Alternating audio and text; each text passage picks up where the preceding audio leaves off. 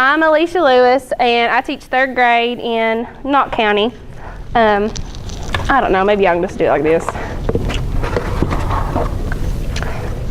So,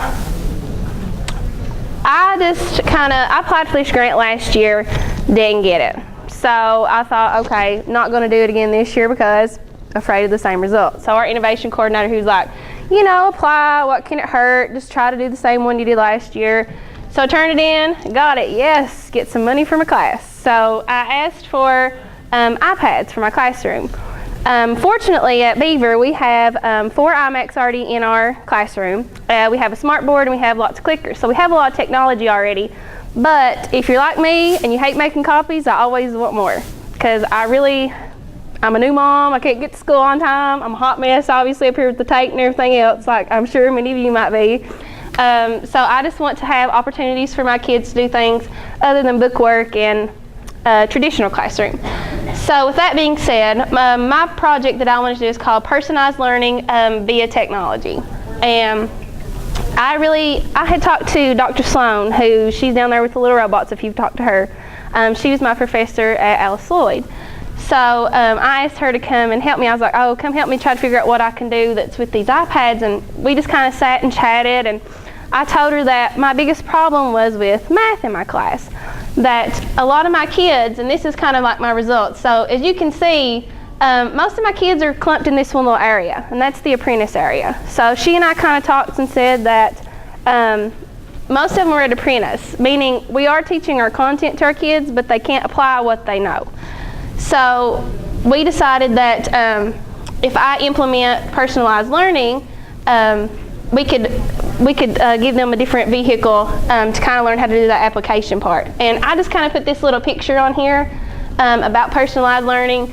And sorry it's not in color, our toner was out at school, more problems, so we just kind of did black and white. But it has a bunch of little kids and it says different things that they're doing, like this child's doing bad at fractions, or this one can't distinguish between 2 words. So everybody's doing something different that is geared just towards them.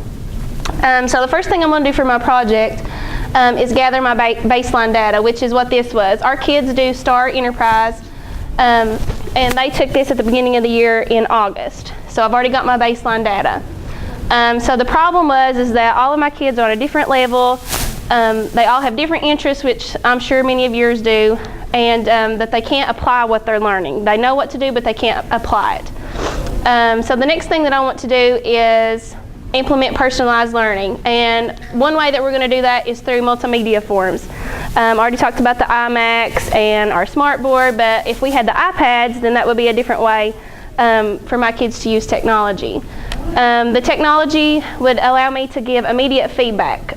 Some of the software programs that we have are STAR and Study Island and iExcel. So it would give immediate feedback and tell them like what they're doing wrong. Because I know if you've used iExcel before, Study Island, if they get that question wrong, it has an explanation for them to kind of figure out, okay, what do I need to do next? Or if a student is having trouble in 3rd grade, well then I can drop them down to 2nd, or I can challenge my students with 4th grade material. Learning beyond traditional methods. Dr. Sloan and I had kind of talked, and we had decided a really good thing to do is my kids I have 4 students in my room who are really gifted in math, and she said, hey, you know, maybe why don't you let these 4 kids go make a video of this topic that you're doing in your class. Let them go back to the back of the room and video themselves doing the same thing that you're teaching. That way, if you can't get to group number 1 over here, you can say, hey, go back there and watch the video that student A had done and see if you can learn from them, and then come back and talk to me. So it can kind of free me up for weaker kids, and kind of my average kids can have a different way to go and learn things, and they can challenge my higher kids in a way that they're teaching. Basic skills, they can do practice work. Like again, these 4 kids, the early finishers, they can have a to-do list of a student choice of things that they want to do. With personalized learning, the students are the driver. And I really like this little quote that I found, and it says, we want to get away from being the sage on the stage and becoming the guide on the side. So we want to get away from being the facilitator or the lecturer and become the facilitator. So I really liked that. Because I know that when I first started teaching, I was like, okay, I'm going to come up here and do my big song and dance. Well, by the end of the day, I was exhausted because I was doing all the work. So as time went on and I kind of let people come into my classroom and show me, things that they were doing, I love centers. Because at the end of the day, my kids are like, they're doing all the work. And I just have one center where they're coming to me and they're like, by lunchtime, they're like, gosh, it's already lunchtime. Times went by so fast because they have actually engaged themselves in what we are actually doing. So I really like that quote.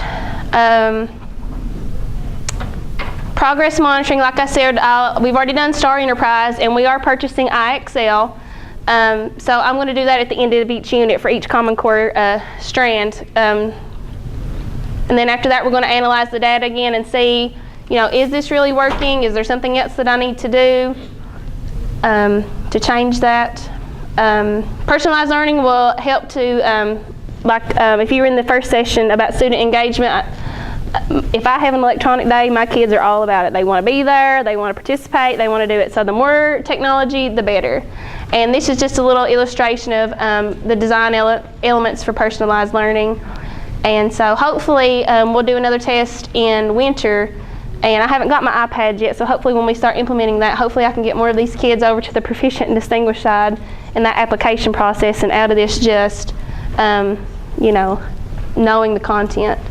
Does anybody got any questions, comments, suggestions, anything I can do? What is Star Enterprise? It's a program that our district has bought. It's on Renaissance. It's with AR, Accelerated Reader, and it has like I call it like a RT. We use it for RTI. It has diagnostic tests, and you get on there. And there's also something we purchased called Star 360, and you can get on there and, like, say if they were having trouble with just characters, and you can personalize a lesson for your RTI groups on whatever. It groups them for you, like by their score. So you just group them, and then you go in there and it gives you a list of skills that those specific kids need to work on. So the Star Enterprise is different from Star Math? No, it's all the same program, yeah. Okay. It has reading and math. It's Star Enterprise is the company. It's both of them. Yes. And Star 360. Yeah, it's all part of that, yeah. They're all different strands of that same thing. I'm not familiar. Yeah. That's something we need to check.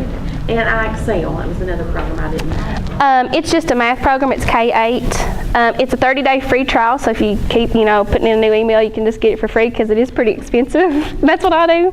But luckily this year we have a little extra money, so so I'm actually going to purchase it this year. But last year I had like 1,000 Yahoo emails, because I loved it so much. But we use it a lot with my centers. You can do it on your computers, or that's with the iPad, so that they can have extra practice. And it's straight in line with Common Core, and they're very rigorous questions. What else was I going to say? Oh, and it has reports and incentives on there. Like if they open up things, it's kind of like a gaming reward system. Okay. And there's something else about it that's really good. But check it out because you can get a 30-day free trial and you can put up to 25 kids in there at a time. Anybody else? This is just a statement of, in working with this lady right here, this young lady right here, and in the personalized learning, I found that the contracts, and I don't know, you can get them online, you can make them, but student contracts are really good to use. Okay, thank you, yeah. Yeah, because I know that we did a behavior contract, and it's better to have that kind of, at least you can talk to them about what you're saying, yeah. We want them to reflect. And right, they're yeah. always reflecting also, we want them to reflect it. We always put that on their contract. Okay, yeah. They have to be beforehand. Right. Do you goal track on it too, like their goals? Okay. Anybody else? Okay, that's all I have. Thank you.